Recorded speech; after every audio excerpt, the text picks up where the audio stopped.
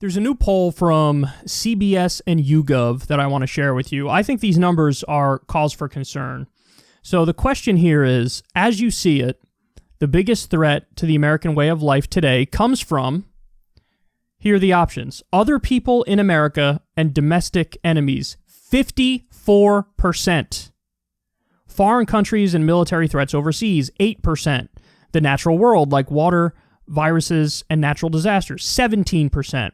And economic forces such as money, trade, and business, 20%.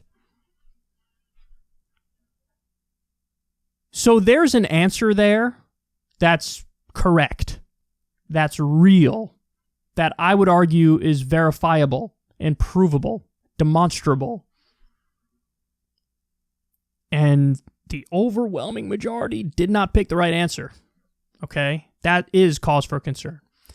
So first and foremost, 54% of the country think that the biggest threat to America is from other Americans.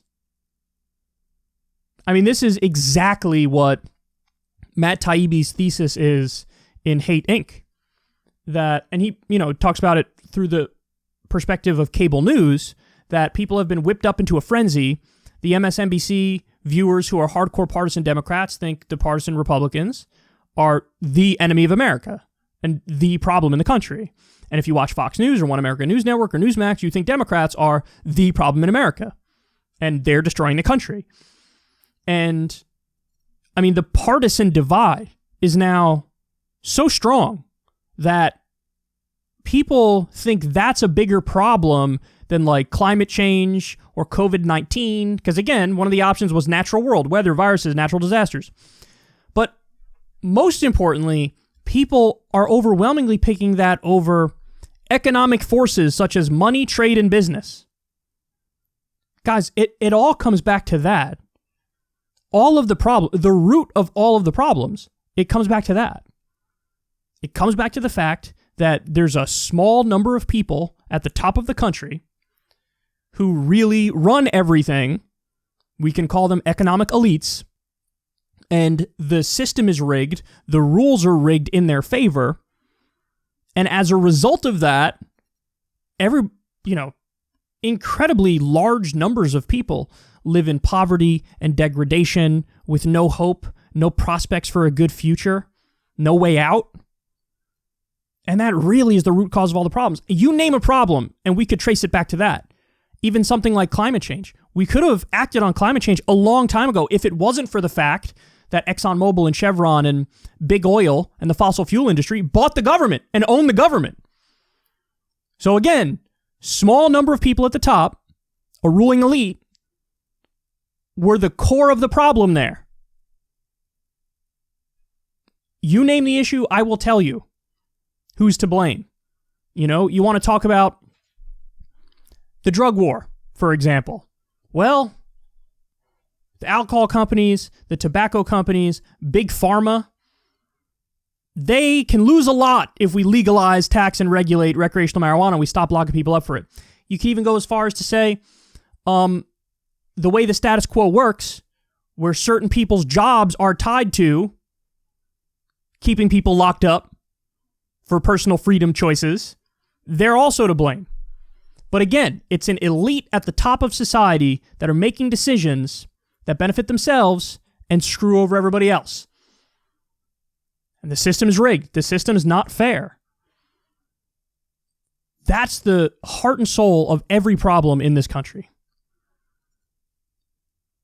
And instead of acknowledging that, instead of understanding it's the haves and the have-nots, it's the elites versus the people. It's capital. It's the 1% versus the 99%. Instead of understanding that, it's the owner class versus the workers. Instead of understanding that, now the majority of Americans say, no, the bigger divide is the partisan divide. And that gets into a broader conversation as well, because a lot of that stuff is through the lens of the culture war. So what we have here is a situation where the culture war is overriding the class war, which is exactly what the elites want. They would rather have you blaming other Americans who are not the cause of your problems. They would rather have you blaming those people as being the cause of your problems so that they can keep running out the back door with all the money and all the power and all the control. It's a lot harder to be angry at your neighbor when you make a good wage, have health care, have education, have paid vacation time by law, have a genuinely fulfilled, fruitful, happy, joyful life. It's a lot harder to be mad at your neighbor because they don't agree with you on abortion or whatever the issue may be. It's a lot harder.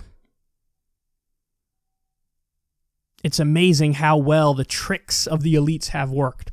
Separate us when it comes to the culture war. Separate us when it comes to partisan divides.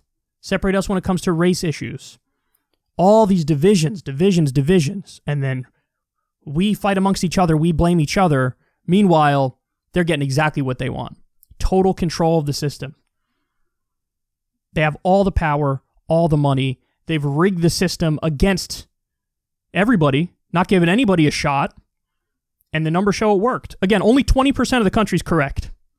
Only 20% of the country is correct, which means 80% of the country is wrong in terms of the biggest threat to America.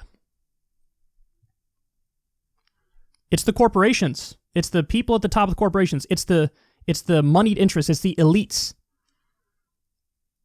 Without a doubt, I think it's provable. It's objective that is the biggest threat to America. But instead, we're overwhelmingly blaming each other, other Americans, for it.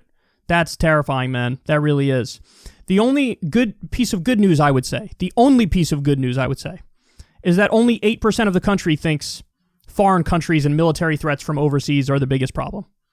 So that means even all the propaganda, Cold War propaganda, whatever it might be, fear Iran, fear this, fear that, only 8% of the country thinks, yeah, the biggest threat is from some other, some sort of threat of a military strike against us or whatever.